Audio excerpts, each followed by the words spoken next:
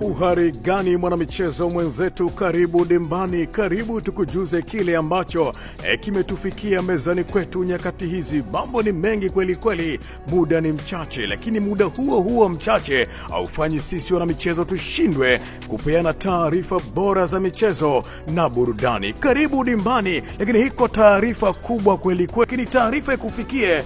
Je, unamfahamu mchezaji anaitwa Jean-Claude Girimugisha? Mwamba kweli kweli, kwa sasa yuko pale Al Hilal Omdurman ya Sudani. Ni mchezaji ambaye anafanya vizuri mno chini ya kocha Florent Ibenge kutoka Kongo. Kunani? Taarifa zinaeleza ni kwamba rasmi klabu ya Yanga imefungua naye mazungumzo baada ya kuanza kumnyapia wakati Yanga inacheza hatua ya makundi, walipokutana mechi ya kwanza Benjamin Mkapa na Al Hilal Omdurman ya Sudani ambayo iko chini ya mwalimu Ibenge. Yanga walianza kuzungumza naye vilivyo kweli kweli mchezaji huyo, na mchezaji alionyesha utayari wa kuja kukipiga ndani ya klabu ya Yanga. Lakini sasa mambo mengi yanaendelea. Watu wanajua Yanga wako kimya, Yanga wanahangaika, sijui kasi, sijui bodi ya ligi. Rahasha, taarifa zikufikie. Mchezaji huyo, kiungo huyo bora kweli kweli mwenye umri mdogo, hatimaye ametua mikononi mwa wananchi. Amezaliwa mnamo mwaka 2004. Taarifa rasmi zinasema ya kwamba ana umri wa miaka 21 kwa sasa. Bado kijana mdogo kweli kweli.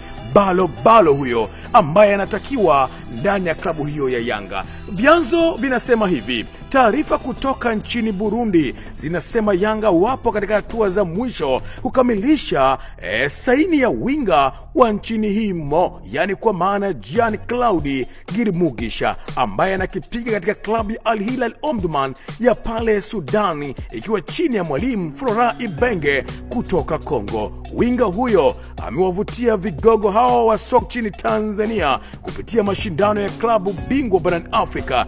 Ikumbukwe Yanga walikutana mara mbili. Mara ya kwanza ilikuwa ni Benjamin Mkapa, ambapo Yanga ililazimishwa kipigo cha mama mkanye mwanao mabao 2-0, na mchezo wa mwisho ulipigwa Mauritania na klabu ya Yanga ilipata ushindi mwembamba wa bao 1-0. Winga huyo amewavutia vigogo hao wa Yanga mno kweli kweli na kuonyesha nia kumhitaji ndani ya klabu hiyo ya Yanga.